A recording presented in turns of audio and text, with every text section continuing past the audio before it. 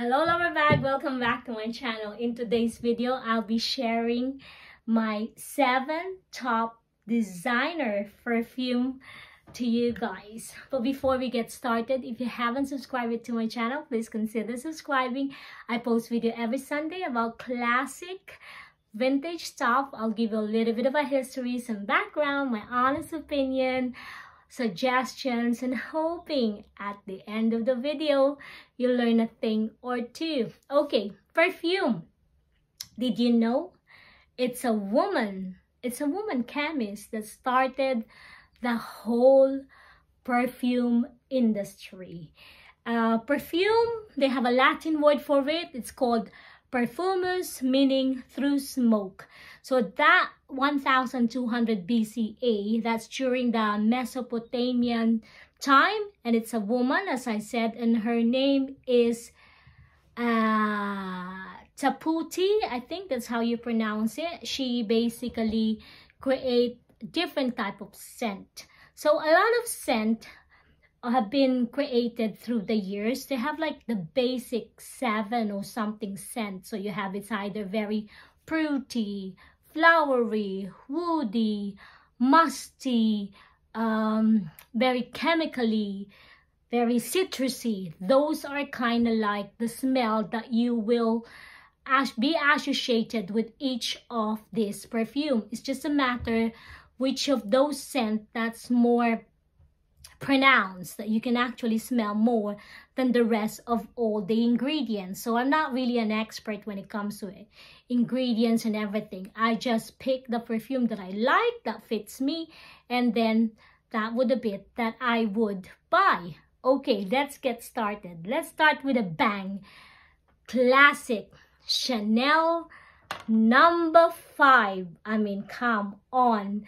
Chanel, it's been with us since 1921. So as you know, Coco Chanel decided, well, she started all the clothing, and then eventually she ventured out with the perfume.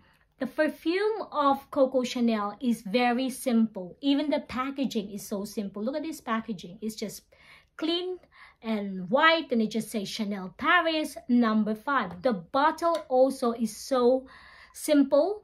It's actually started, what she wanted it is to make it into like easy.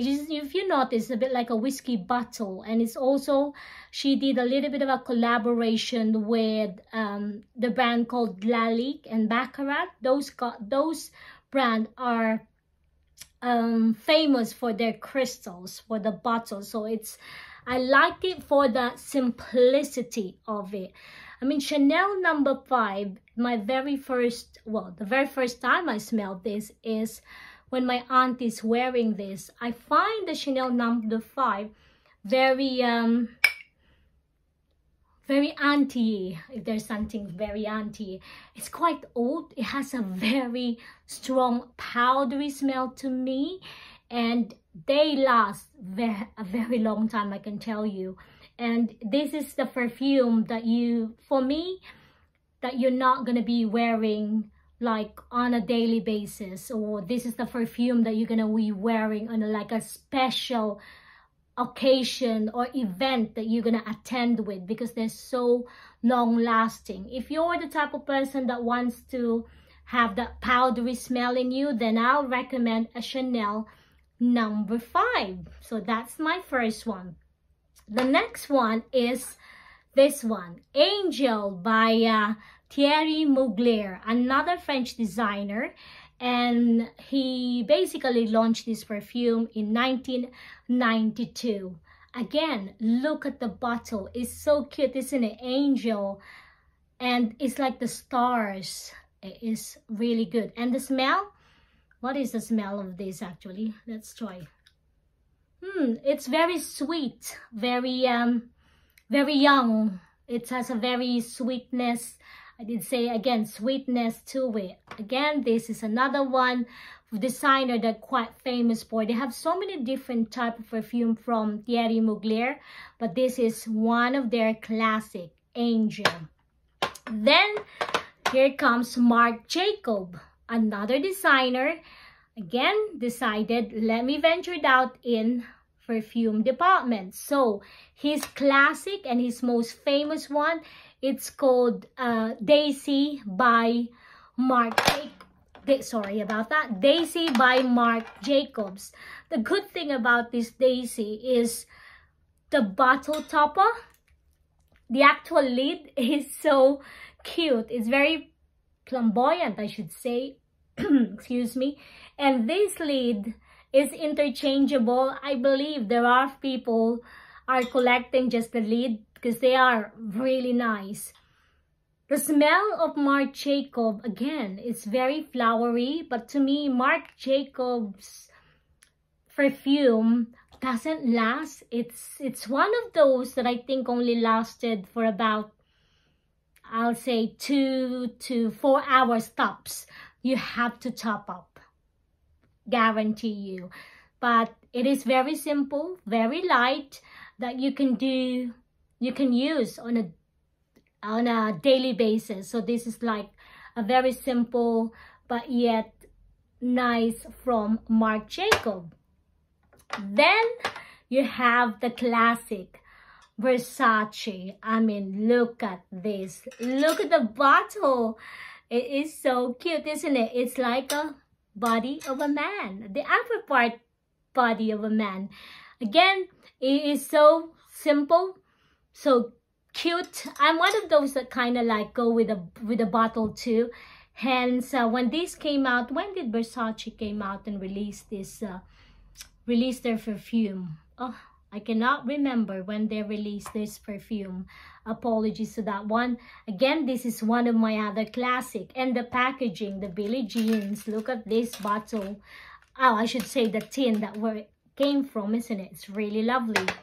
Then, because all of these are just for women, like literally women perfume, Calvin Klein, wow, releases a CK1. Calvin Klein is an American designer, but he's actually have a good idea. This is the only perfume that is unisex. So you can easily share it with your partner, your brother. Well, interestingly enough, when I had it, my brother used to borrow it from me. So yes, CK1, this is very vibrant. It's like, it is not overpowering. I think it's very simple, very clean smell, very bold.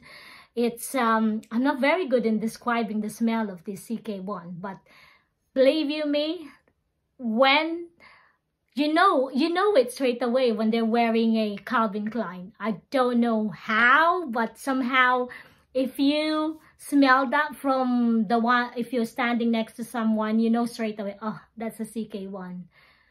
It has a lasting smell. I think it has a lasting memory in my brain that that is a CK1, or like a Chanel. You know very well Chanel because it's so powdery.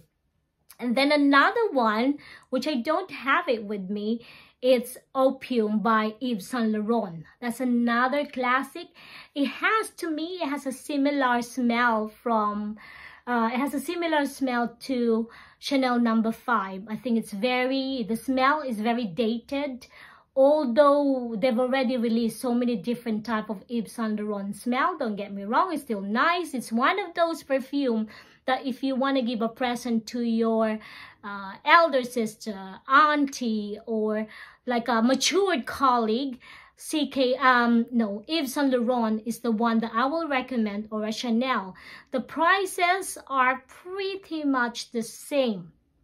And then I don't have it with me. I've run out of it. I mean, come on, who will not forget, or who would remember this? It's the J'adore by Christian Dior.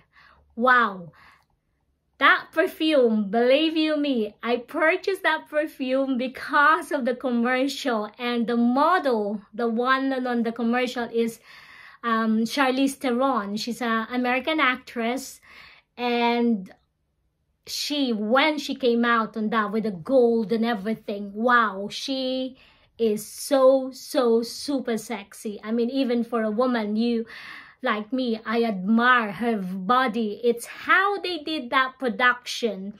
It's very good. It's actually phenomenal. As far as I'm aware, up to this date, that is the only commercial of perfume that's been shown, that's become popular up to this date because of that Charlize Theron. And I think that came out in 1999, that commercial. And I don't even like the smell.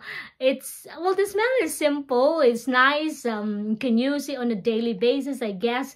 But I bought that perfume because of the commercial. I bought the perfume because of the bottle is so simple, but it's just purely for advertising purposes. I mean, most of us do that, don't we? Because you get sucked in and notice like, wow, that is good. Honestly, I know I'm raving about it because when I saw it, when I first saw the commercial on telly, I was like, wow, that is very good. And I never flick my telly. Normally when there's commercial, you normally go, oh, let's change it now to another channel. But that commercial is the commercial that I never flick my remote, to never flick my remote control.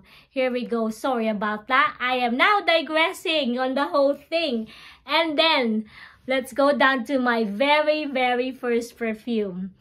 Because I don't have a lot of money that time, I'm only in high school and early college, my classic to me, my favorite scent, and until now, I will never ever run out of it.